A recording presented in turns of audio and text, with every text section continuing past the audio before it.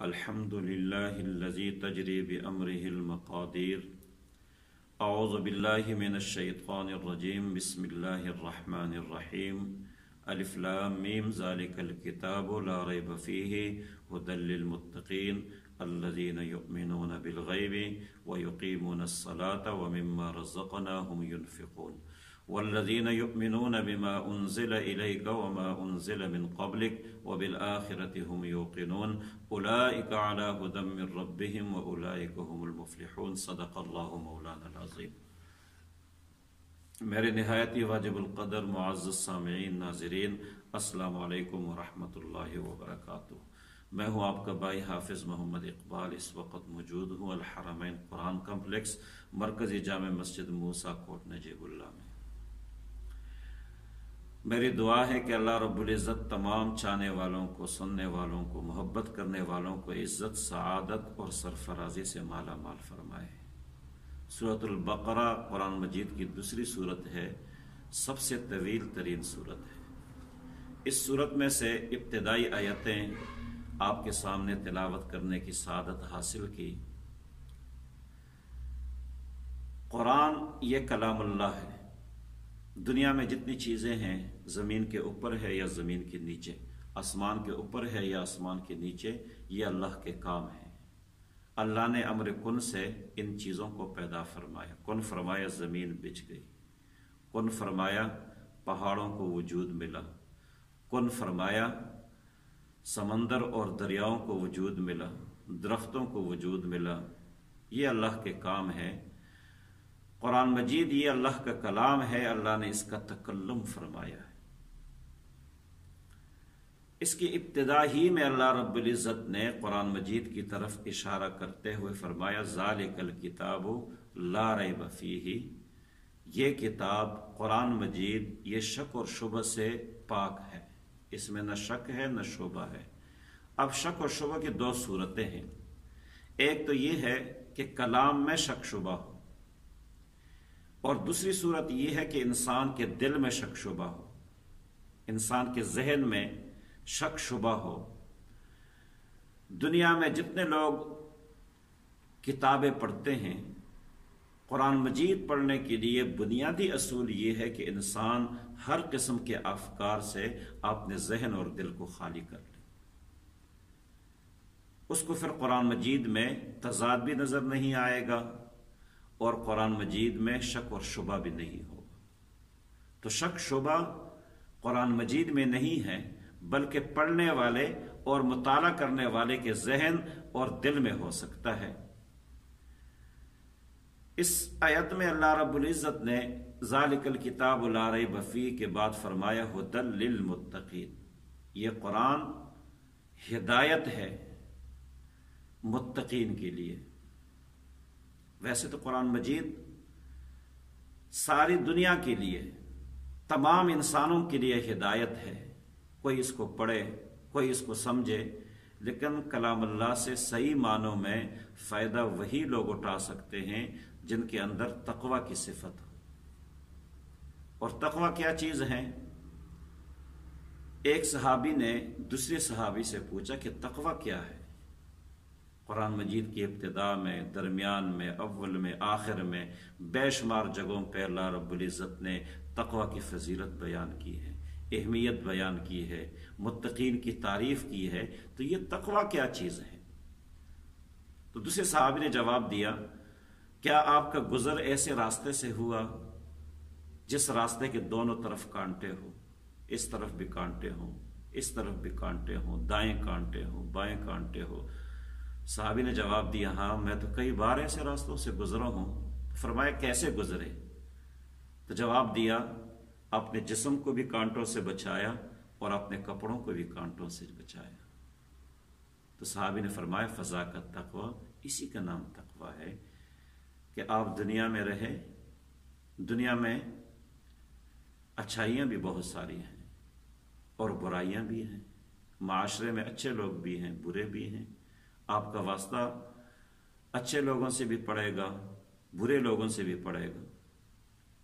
اس دنیا میں رہتے ہوئے، اسی معاشرے میں رہتے ہوئے، زندگی گزارتے ہوئے اپنے آپ کو برائی سے بچانا آپ نے نفس کو گناہ آلودہ نہ ہونے دینا، یہ تقوی ہے۔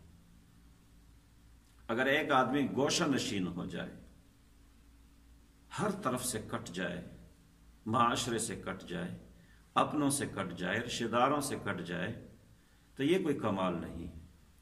کمال یہ ہے کہ اسی معاشرے میں رہتے ہوئے، لوگوں کے درمیان رہتے ہوئے، جہاں دائیں بھی برائیاں ہوں گی، بائیں بھی ہوں گی، آگے بھی ہوگی، پیچھے بھی ہوگی، ہر طرف ماحول ہوگا، ہر طرح کے ماحول ہوگا، اور اسی معاشرے میں، اسی ماحول میں زندگی گزارتے ہوئے آپ نے آپ کو گناہوں سے، اللہ کے نافرمانی سے بچائے، تو یہ تقوی ہے۔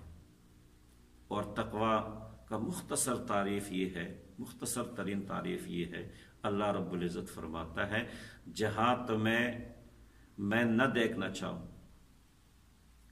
تو وہاں تم نظر نہ آؤ، جہاں میں تمہیں نہ دیکھوں وہاں پہ تم نظر نہ آؤ، اور جہاں میں تمہیں دیکھنا چاہتا ہوں، میری یہ چاہت ہو کہ وہاں میرا بندہ موجود ہو، وہاں سے غراضت نہ رہے۔ جہاں میں تمہیں نہیں دیکھنا چاہتا کہ میرا بندہ یہاں قدم نہ رکھے، وہاں نظر نہ آئے، وہاں تم نظر نہ آؤ، اور جہاں میری چاہت ہو کہ میرا بندہ وہاں موجود ہو، مسجد میں، اچائی کے کاموں میں، خیر میں، جہاد میں، تو وہاں سے تم غراضر نہ رہو۔ یہ تقوی کی اعلیٰ ترین صفت ہے۔ اور اللہ رب العزت کی یہ چاہت ہے کہ جس طرح میں نے تمہیں دنیا میں بھیجا ہے، جب انسان دنیا میں آتا ہے گناہوں کی آلودگی سے پاک ہوتا ہے، نفس اس کا پاک ہوتا ہے، نہ اس میں جھوٹ کی آمیزش ہوتی ہے، نہ حرام کی ہوتی ہے، نہ برائی کی ہوتی ہے، نہ کفر کی ہوتی ہے، نہ منافقت کی ہوتی ہے، نہ شرک کی ہوتی ہے، انسان پاک اور صاف ہوتا ہے۔ تو اللہ رب العزت کی یہ چاہت ہے، اور قرآن مجید کا نزول بھی اس لیے ہوا۔ اللہ رب العزت نے 1,24,000 انبیاء علیہ السلام کو دنیا میں اس لیے مبعوث فرمایا کہ جس طرح دنیا میں انسان جائے پاک صاف ستھرا، اسی طرح اللہ رب العزت کے پاس واپس چلا جائے کہ اپنے نفس کو، اپنے جسم کو، اپنے دل کو گناہوں کی آلودگی سے پاک رکھے۔ اب کوئی بندہ یہ سوچ سکتا ہے کہ یہ کام تو بڑا مشکل ہے، کہ جس طرح انسان دنیا میں آیا ہے یہ ہر چیز کے ملاوٹ سے پاک ہوتا ہے، آمیزش سے پاک ہوتا ہے، گناہوں کی آلودگی سے پاک ہوتا ہے، نہ منافقت ہوتی ہے، نہ کفر ہوتا ہے، نہ شرک، ساری برائیوں سے انسان پاک ہوتا ہے۔ اور جب انسان معاشرے میں آتا ہے تو بہت ساری چیزیں انسان کر جاتا ہے، بد نظری ہو جاتی ہے، دل میں برے خیالات آ جاتے ہیں، تو اس کے لیے اللہ رب العزت نے توبہ رکھا ہے۔ جب آدمی سچے دل سے توبہ کر لے وہ گناہوں سے اسی طرح پاک ہوتا ہے جس طرح انسان ماں کے پیٹ سے آتا ہے۔ اگر اس حال میں انسان دنیا سے چلا جائے تو وہ پاک اور صاف چلا جاتا ہے، اور اللہ کی یہی چاہت ہے، اپنے بندے سے یہی مطالبہ ہے۔ اس لیے علماء نے لکھا ہے کہ صبح اور شام توبہ کر لیا کرو، جددوا ایمانکم، اپنی ایمان کی تجدید کر لیا کرو توبے اور استغفار کے ساتھ۔ ہر وقت توبہ اور استغفار کر لیا کرو، رات کو سونے سے پہلے بھی، دن کو اٹھنے کے بعد بھی استغفار کر لیا کرو۔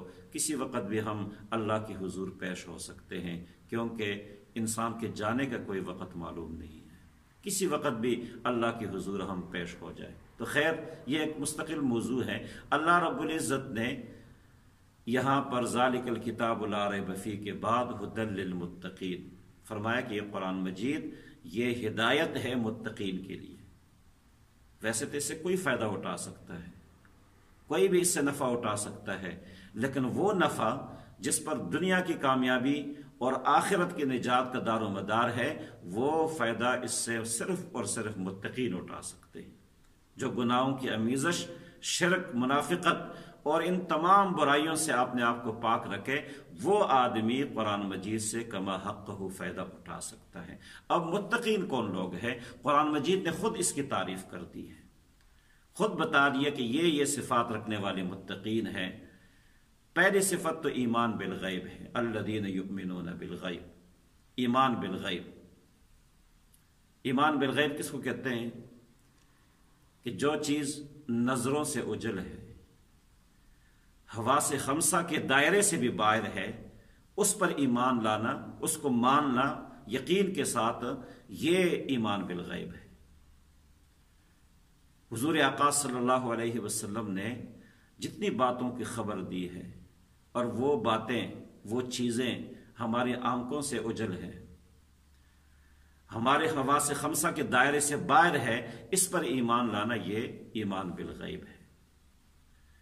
اور دوسری صفت متقین کی، وَيُقِيمُونَ الصَّلَاةَ، نماز کو قائم کرنا ہے۔ ایک تو نماز پڑھنا ہے، جو ہم اوپر نیچے ہوتے ہیں، یہ نماز پڑھنا ہے۔ اور پوری قرآن مجید کا آپ مطالعہ کریں، ایک جگہ بھی اللہ رب العزت نے یہ حکم نہیں دیا کہ تم نماز پڑھو۔ اللہ رب العزت نے یہ حکم دیا کہ تم نماز کو قائم کرو، خشوع کے ساتھ، خضوع کے ساتھ، دل کا اطمینان بھی ہو، دل بھی حاضر ہو، اور جسم کا بھی اطمینان ہو، جسم بھی اللہ کی طرف متوجہ ہو، ساکت جسم کے ساتھ نماز پڑھنا، اور دل بھی اللہ کی طرف متوجہ ہو۔ آج ہماری نمازیں تو ایسی ہیں کہ دل ہمارا کہیں اور ہوتا ہے، اور جسم کا بھی یہ حال ہوتا ہے، کبھی یہاں ہاتھ لگاتے، کبھی وہاں ہاتھ لگاتے، کبھی یہاں دیکھتے ہیں، کبھی وہاں دیکھتے ہیں۔ تو اس سلسلے میں بھی علماء نے لکھا ہے کہ نماز تو ہو جاتی ہے، اور نماز میں جتنے خیالات آتے ہیں ان کی دو قسمیں ہیں۔ ایک تو خیال لایا جاتا ہے، قدرتی طور پہ انسان کے دل میں خیال آ جائے تو اس میں انسان معذور ہے، خود بخود خیال آ جائے اس میں انسان معذور ہے، کوئی سوچ آ جائے اس میں انسان معذور ہے۔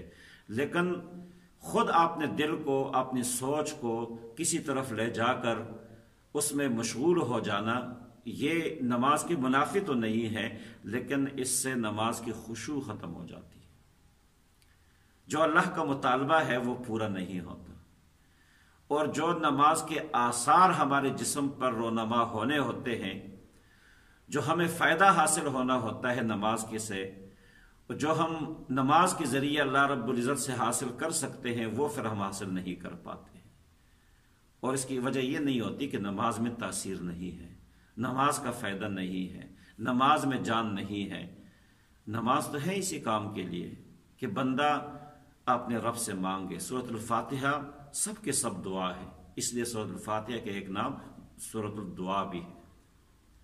اس میں بندہ اللہ سے مانگتا ہے، صراط المستقیم صراط الذین انعمت علیہم، یہ سب دعا ہے۔ لیکن یہ ساری چیزیں ہمیں اس لیے نہیں ملتی کہ ہماری وہ نماز نہیں ہے، ہم صرف نماز پڑھتے ہیں بلکہ نماز قائم نہیں کرتے۔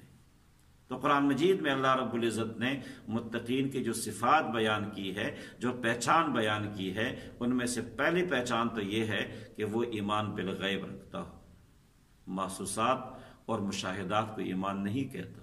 اگر آپ کسی دیوار کو دیکھتے ہیں کہ اس کا رنگ سفید ہے تو یہ ایمان نہیں ہے۔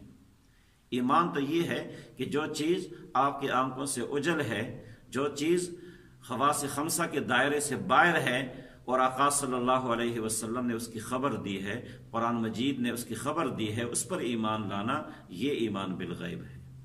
اور دوسری صفت وَيُقِيمُونَ الصَّلَاةَ، نماز کو قائم کرنا ہے، وَمِمَّا رَزَقْنَاهُمْ يُنْفِقُونَ، اور تیسری صفت یہ ہے کہ اللہ کے راہ میں خرچ کرنا۔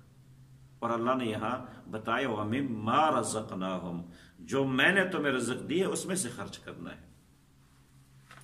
متقین کی صفت یہ ہے کہ وہ جب اللہ کے راہ میں خرچ کرتا ہے اس کے دل میں غرور نہیں آتا کہ میں نے یہ مال کمایا ہے، میرا یہ مال ہے، میں نے فلاں پر احسان کر دیا ہے، میں نے تم پر یہ کر دیا ہے۔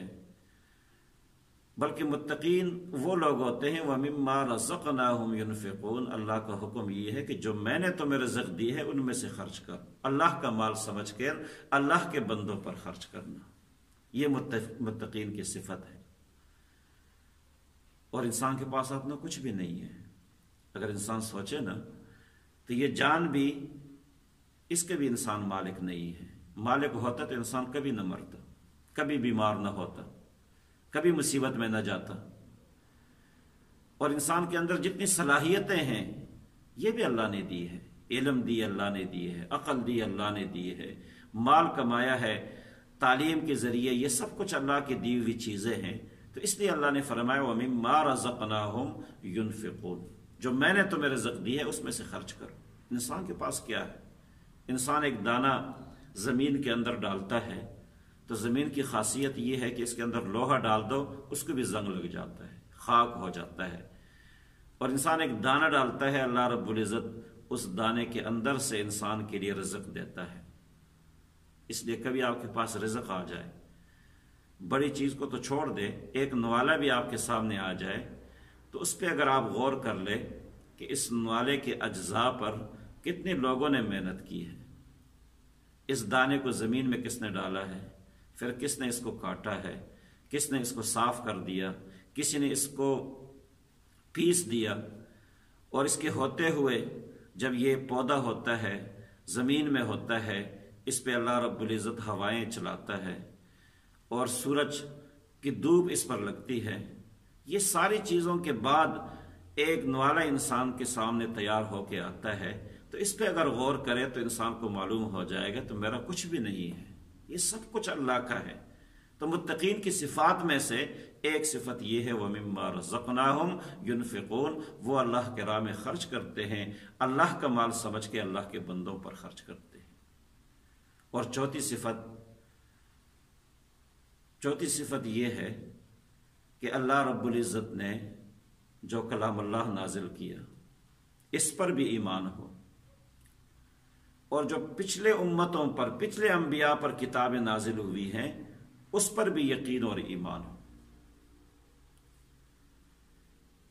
جو ہماری طرف آقا صلی اللہ علیہ وسلم کے ذریعے تعلیمات پہنچی ہیں، احادیثیں ہیں، کلام اللہ ہے، اس پر ایمان ہو، اور پچھلے کتابوں پر بھی ایمان ہو۔ اور یہ اسلام کی خاصیت ہے۔ اسلام جو ہے یہ ماننے کا نام ہے، ماننے کا۔ مسلمان اس وقت تک مسلمان بنتا ہے جب تمام انبیاء کو مانے، آدم علیہ الصلوۃ والسلام سے لے کر امام الانبیاء صلی اللہ علیہ وسلم تک تمام انبیاء کو اور ان انبیاء پر نازل کتابوں کو مانے۔ یہ اسلام کی خاصیت ہے۔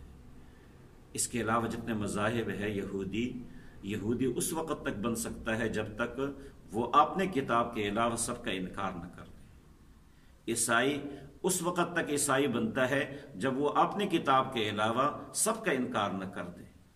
اور اسلام اس وقت انسان مسلمان ہوتا ہے کہ جب سب کو مان لے۔ یہ ماننے کا مذہب ہے، اس میں انکار کی گنجائش نہیں ہے۔ تو یہ 4 صفتیں ہو گئی ہیں متقین کی۔ پھر اللہ رب العزت نے فرمایا اولئک علی ھدی من ربہم واولئک ھم المفلحون۔ اگر کسی کے اندر یہ صفتیں آ گئی ہیں، ایمان بالغیب بھی ہو، اقامت الصلاۃ بھی ہو، اللہ کے راستے میں خرچ بھی کرتا ہو، آسمانی کتابوں پر ایمان بھی رکھتا ہو، اور مسلسل آخر دن تک اس پر قائم رہے، تو اولئک علی ھدی من ربہم واولئک ھم المفلحون۔ یہی لوگ ہدایت پر ہیں اور یہی لوگ کامیاب ہیں۔ اب کامیابی کیا ہے؟ الفلاح، عربی زبان میں فلاح کسان کو کہتے ہیں۔ کسان کا کیا کام ہوتا ہے؟ یہ مختصراً عرض کرتا ہوں کہ پہلے زمین کو ہموار کرتا ہے، زمین کو ہموار کرتا ہے کہ وہ کاشت کا قابل ہو جائے، اس کے بعد اس میں دانہ ڈالتا ہے، پھر اس کی نگرانی کرتا ہے، دانے سے پودا نکلتا ہے، کئی عرصے تک وہ بڑھتا رہتا ہے، کسان اس کی نگرانی کرتا ہے، جانوروں سے بچاتا ہے، موسمی آثار سے بچاتا ہے، اس کے اندر اگر کوئی ایسی بوٹی نکل لے جو اس فصل کے لیے، دانے کے لیے نقصان دہ ہو، اس کی صفائی کرتا ہے۔ یہ سارے مراحل طے کرنے کے بعد فصل تیار ہو، کسان اس فصل کو کاٹتا ہے، کاٹنے کے بعد اس کو سنبھالتا ہے، اور جب پوری طریقے سے اس دانے پر، فصل پر اس کا گرفت ہو جائے تو اس کو الفلاح کہتے ہیں، اس کسان کو کہ وہ وہ فلاح کامیاب ہے۔ اور یہاں بھی اللہ رب العزت نے اولئک علی ھدی من ربہم واولئک ھم المفلحون فرمایا کہ صحیح معنوں میں کامیاب لوگ وہ ہے کہ جو کلمہ پڑھنے کے بعد، پیدائش کے بعد، کلمہ پڑھنے کے بعد وہ اعمال میں مصروف رہے اور کسی وقت بھی اپنے اعمال سے غافل نہ ہو، اس کی حفاظت بھی کرتا رہے، جس طرح کسان دانے کی حفاظت کرتا ہے، پودے کی حفاظت کرتا ہے، اور موت تک وہ اس پر قائم رہے، پوری طریقے سے اس کو سنبھال کے رکھے، تو اس کے بعد جب اللہ کے پاس یہ حاضر ہوتا ہے تو یہی آدمی کامیاب ہوتا ہے۔ اور اگر کسی وقت اس نے غفلت سے کام لیا، جس طرح کسان اگر غفلت سے کام لے، اس کی حفاظت نہ کرے، اس میں سے زہریلی بوٹوں کو نہ نکالے، جانوروں سے اس کی حفاظت نہ کرے، تو وہ کسان کامیاب نہیں ہو سکتا۔ یا دانہ زمین میں ڈال دے پھر غافل ہو جائے، وہ کبھی فصل کو نہیں پائے گا، وہ کبھی ثمرہ نہیں پا سکے گا۔ ثمرہ اس وقت ملے گا کہ اول سے لے کر آخر تک اس فصل کی نگرانی کرے۔ اور کامیاب مسلمان وہ ہے کہ جو اپنی اعمال کی حفاظت کرے، نگرانی کرے، یہاں تک کہ اللہ کے حضور پیش ہو جائے۔ تو اللہ رب العزت نے ایسے متقین کے بارے میں، ایسے ایمان والوں کے بارے میں، ایسے انسانوں کے بارے میں فرمایا اولئک علی ھدی من ربہم، یہی لوگ ہدایت پر ہیں، واولئک ھم المفلحون، اور یہی لوگ کامیاب ہیں۔ تو اللہ ہم سب کو قرآن مجید سمجھنے اور اس پر غور کرنے کی توفیق عطا فرمائے۔ جزاکم اللہ خیرا، احسن الجزاء۔ یوٹیوب پہ ہمارا چینل الحرمین، تمام احباب اس کو سبسکرائب کریں، اس کو لائک کریں، ویڈیوز شیئر کریں، اور بیل آئیکن کو ضرور دبائیں تاکہ ہماری اچھی ویڈیوز آپ تک پہنچیں۔